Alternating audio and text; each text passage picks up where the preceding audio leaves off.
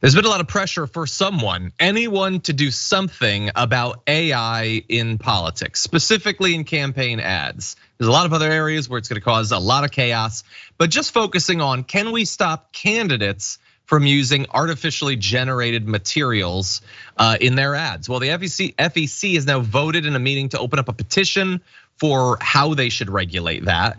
And so there's going to be this period where people can potentially weigh in. It was caused as a result of the advocacy of Public Citizen, who does a lot of great work. We often cite their work on this show.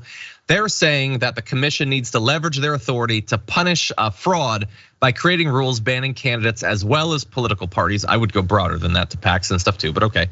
Using AI to misrepresent their opponents.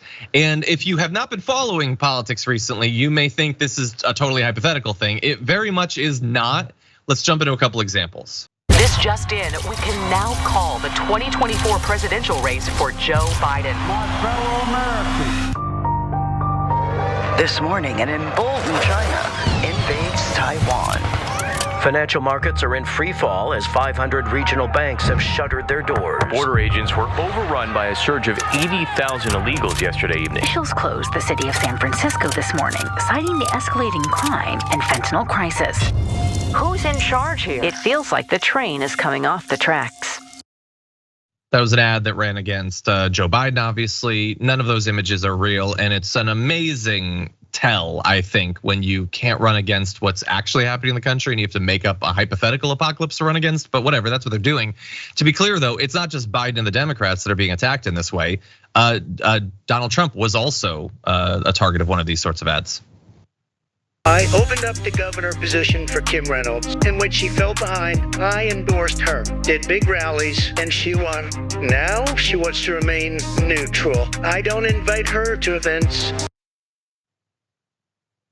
Now, that is admittedly the worst Trump impersonation I've ever heard. It sounds like someone on like a bad radio station really phoning it in, but that was AI generated, and he did not actually say those things. We also had, of course, Donald Trump being, an image produced of him hugging and kissing Anthony Fauci.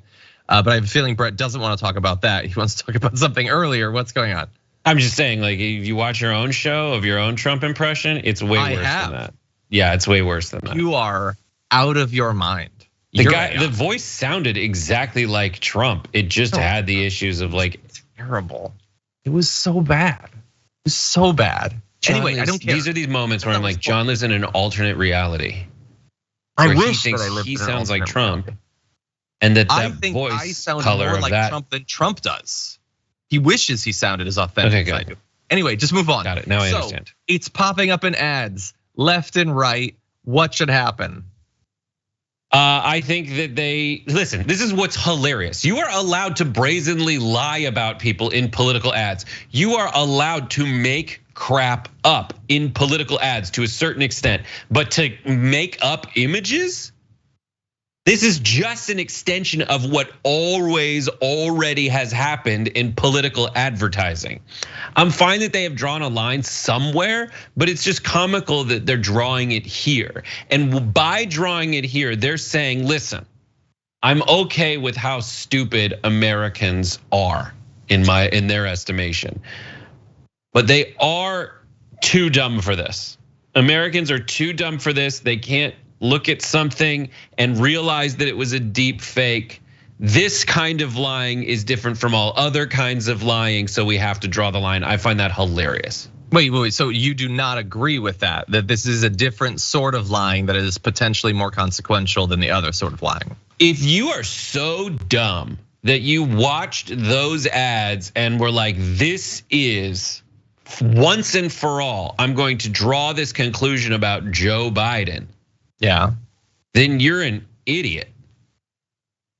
Well, yeah, but I think that you're probably describing like tens of millions of Americans. Like the image of him hugging Fauci, they definitely, a lot of people thought that was real. Honestly, so here are various pitches I've had throughout my tenure as a human being. One, it's very similar. On Us Weekly, when Vogue magazine, they have to do a little inset photo of what the person looked like before makeup. This in AI, they have to show you the face of the person who did the AI giving 2 thumbs up and drinking a big soda. Like those are the kinds of things that Brett's America features.